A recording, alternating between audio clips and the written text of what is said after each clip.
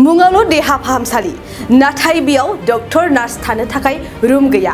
उदालगुरि जिल्लानि सिङाव थानाय बेरगावनि देहा फाहामसालिया मुंगावल' मडेल देहा फाहामसालि नाथाय बेयाव डक्टर नार्स थानो हानायनि जेबो सुबिदा खालामनानै होआखै। जायनि जाउनाव बेरगाव मडेल देहा फाहामसालियाव नांगौ बायदि डक्टर नार्स मोननो हाया। नुनायाव नाथाय बेरगावनि देहा फाहामसालिया जोबोद समायना, नाथाय बेयाव नांगौ बायदि डक्टर नांगौ बायदि बेमारिफोरखौ नायनो हानाय जाया। गोबां बोसोर जाबाय डक्टर नार्सफोरा गोबाय बायला जिला न'आवनो थानो गोनां जादों होननानै फोरमायदों। बेनिखायनो आसाम सरकार आरो बिटिआर सरकारखौ खावलायदों जाहाथे थाबैनो डक्टर आरो नार्सफोरा थानो हानाय खथा बानायनानै होयो। बेखौनो खौरांगिरिनि सिगाङाव फोरमायदों। आङो 2000 बे मडेल हस्पिटालाव आं 2016 नि 1 डिसेम्बराव आं जइन खालामदों। जइन खालामनानै आङो डिउटि खालामनो जेहेतु थानो थाखाय क्वार्टार नांगौ नालाय, किन्तु आं क्वार्टारखौ नुवाखैमोन।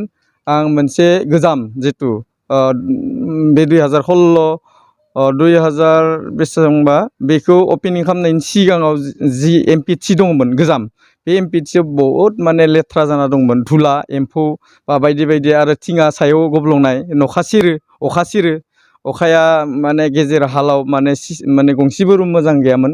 माने मोननै ना मोनथाम रुम दंमोन बेडरुमाव, बेयाव जों साब सिखुन खालामनानै माने थाबाय आरो थानानै जोङो इदिनो डिउटि खालामो। बहुत खस्थ', अखा बहुत सिरो, रुम सिङाव अखाया माने थानो माने जायगा गैया, माने सोब लेथ्रा मोनसे हामा मोनसे थासारि मोन आरो बे माने थाजाथावा आरो बेयाव माने जेब्ला बिबायारि अघरिफोरासो थायो होननानै बुङो आरो माने थानाय जायगा आरो दा बेबादियाव जों थानो गोनां जादों। दा जोङो खुनुरुखुमै माने दङ आरो बेयाव थाना जों डिउटि मानब खेवा रायजोनि सिबिथायखौ होबाय थादों आरो जों नुदों 2016 मायथाइयाव जिहेतु नोंथाङा बेहाय फैबाय मडेल हस्पिटालखौ बेखेवजेनबाय। 2016 मायथाइनि 22 फेब्रुवारि खालि जिहेतु बेखौ ओपनिं खालामबाय। बै खालामनायफ्राय दिनैसिमसो माने बेहाय जायफ्रा सिबिथाय दं बिथांमोननि थाखाय क्वार्टार नांगौमोन, बे क्वार्टारखौ दिनैसिम बानायनाय जायासै। नंगौ, माने जेब्ला बेयाव ओपनिं खालामबाय बे मडेल हस्पिटालखौ, बे मडेल हस्पिटालनि एगेन्स्टआव गंसेबो माने स्टाफ क्वार्टार, डक्टर क्वार्टार आरो नार्स क्वार्टार आरो ग्रेड 4 क्वार्टार माने बानायनाय जायाखैमोन। माने जि गंसे दङ गोदोनि क्वार्टार दङ गंसे ना गंनै, किन्तु बे मडेल हस्पिटालनि एगेन्स्टआव गंसेबो डक्टर नार्स आरो ग्रेड 4 नि क्वार्टार बानायनाय जायाखैमोन। जायनि जाहोनाव जोंनि माने क्वार्टारनि आंखालनि थाखाय जोङो माने जिमानखिनि जों माने बेबादि बायला जिला माने अखा सेरनाय जेराव माने मानसि थानाय जायगा नङा, माने मानसि थाजाथावा, जों थेवबो बेयाव थानानैबाबो जोङो माने रायजोनि सिबिथायखौ होबाय थादों, दिनैसिम होबाय थादों।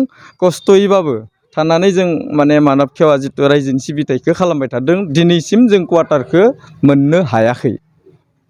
जाहाथे सरकारा जोंनि जितु माने डक्टर नार्स आरो ग्रेड 4 नि क्वार्टारखौ जाहाथे सरकारा जाहाथे थाबनो इनिसियेटिभ लायो आरो बे डक्टर नार्स क्वार्टार आरो ग्रेड 4 नि क्वार्टारखौ जाहाथे थाबैनो माने बानायना होयोबा मोजां जागोन होननानै आं सानो।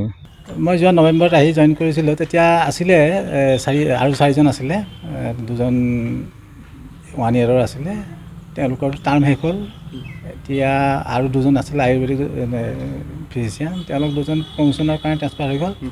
এতিয়া মই থাকিলোঁ অকলশৰীয়াকৈ ইয়াত। মই অকলে থাকিলোঁ এমাহমান। তাৰপিছত দুজন 1 year দিলে, কিন্তু তাৰে এগৰাকী নাহিলেই, জইন কৰি পেলাই তাৰপিছত তাৰ খবৰ খাতি নাই। এতিয়া এগৰাকী আছে 1 year আৰু মই অকলে। এতিয়া আমি দুজনে মানে অপিডিটো চলাবলৈ অসুবিধা তেনে নহয়, মোটামুটি চলাই থাকিব পৰা যায়। কিন্তু মোৰ মিটিং চিটিং থাকে কিছুমান কথাত, কেতিয়াবা সিজনক দায়িত্ব দি থৈ যাব লগা হয়।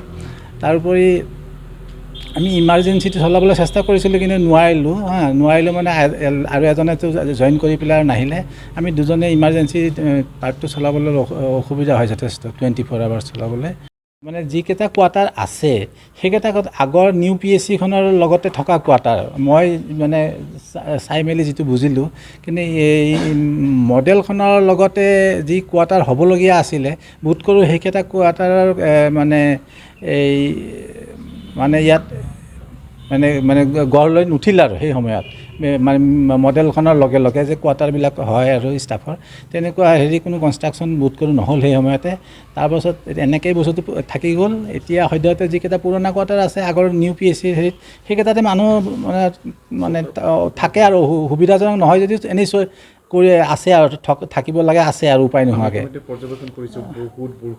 হয় হয় হয় কষ্টত আছে আৰু। কিন্তু ইয়াৰ মানে মডেলৰ এগেইনষ্টে যিকেইটা মানে কোৱাৰ্টাৰ কনষ্ট্ৰাকশ্যন হ'ব লাগিছিল সেইকেইটাতো তেনেকুৱা চকুত পৰা নাই মোৰ ইয়াত বাউণ্ডেৰীৰ ভিতৰত। তেতিয়াতো মই অকলে আছিলোঁ, তেতিয়া 1 ইয়াৰ যিজন বৰ্তমান আছে তেওঁ নাছিলে। তেতিয়া তেওঁলোকক এইখিনি আপোনাৰ আপত্তিখিনি জনোৱা হৈছিলে। তেওঁ যিখিনি মানে আমাক আশ্বাস দিছিলে সেই হিচাপে এজন আহিলে কিন্তু আৰু এজন নাহিলে, জইন নকৰিলে আৰু অৱশেষত। আৰু এনে কোৱাৰ্টাৰৰ যি সমস্যা আছিল আমাৰ কোৱাৰ্টাৰৰ সমস্যা একেবাৰে কোনো এটা কোৱাৰ্টাৰেই থকাৰ উপযোগী নহয়। ছাৰাউণ্ডিংছটোত মানে কোৱাৰ্টাৰৰ চাৰিওফালেতো কোনো তেনেকুৱা বেছি নাই আৰু ওপৰৰ পৰা গোটেইখিনি পানী পৰে, থকাৰ অসুবিধা আৰু একেবাৰে এনেকুৱা সমস্যাবিলাক চলি আছে। আৰু আনুষংগিক সমস্যা কিছুমান থাকে কম বেছি পৰিমাণে ইটো চলি থাকে, সেইবিলাক আমি যেনে তেনে মেনেজ কৰি থাকোঁ আৰু। কিন্তু কোৱাৰ্টাৰৰ সমস্যাটো ডাঙৰ সমস্যা আৰু মানে এই মানে ডক্তৰৰ যিটো মেন পাৱাৰ লাগে সেইখিনি একেবাৰে শ্বৰ্টেজ আৰু ইয়াত মানে ডক্তৰ আমি মানে ৰেডাৰ যিজনক এইখিনি বস্তু ইনষ্টল কৰা নাই, কিন্তু বিভাগীয় ফালৰ পৰা ভালদৰে আৰু সদুত্তৰ দিব পাৰিব নেকি, মই ইমান ভালদৰে ক'ব নোৱাৰিম এইটো বিষয়ত আৰু। মানে এক্সৰে মেচিন বা আল্ট্ৰাচাউণ্ডৰ যিখিনি সুবিধা আৰু সেইখিনি ইয়াৰ ৰাইজে পোৱা নাই, কিন্তু ইনষ্টলো কৰা হোৱা নাই। তেওঁ যিহেতু আপুনি ইয়াত দায়িত্বপ্ৰাপ্ত হিচাপে থাকিছে, ইমান এই মেডিকেলখনত কি হোৱাটো বিচাৰে ৰাইজৰ সুবিধাৰ বাবে কি লাগিব, সেইখিনি বস্তু লাগে আৰু মানে কি চিকিৎসকৰ অভাৱটো মেইনলি এইটোৱে বৰ্তমান ডাঙৰ সমস্যা হয়। बाइक अनसायगिरिफोरनि थाखाय मोनसे मोजां खौरां। Kokrajhar GD road axis bank साखाथियाव थानाय दावहारु अट' एजेन्सिया नोंथांमोननि थाखाय लाबोदों दामाका स्पेशल अफार। खम बेसेनावनो नोंथांमोना बाजाजनि गुबुन गुबुन मडेलनि बाइक फाइनान्स खालामना नोंथांनि सिमांखौ जाफुंहोनो हागोन।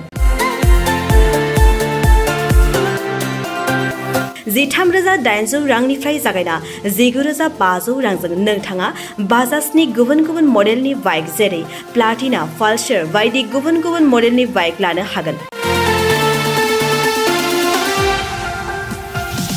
बाइकजों लोगोसे बेसेन होनाङालासे मोनफागोन गंसे हेलमेट। बाइगिरि बिथांमोना गोरलै राहाजों बाजाजनि फाइनान्स लिमिटेड नङाबा एक्सिस बेंक लिमिटेडआव फाइनान्स खालामनो हागोन। गोबांथार फोरमानलाइफोर गथायनो गोनांथि गैया, खालि फट' गांसे, पेन कार्ड, आधार कार्ड, भटार आइडि आरो सोलिबाय थानाय मोब्लिबनि बिल होयोब्लानो बे सुबिदाखौ लानो हागोन। गोबां मिथिनो थाखाय 8473883986 03661270550 9957644326 आव फन खालाम।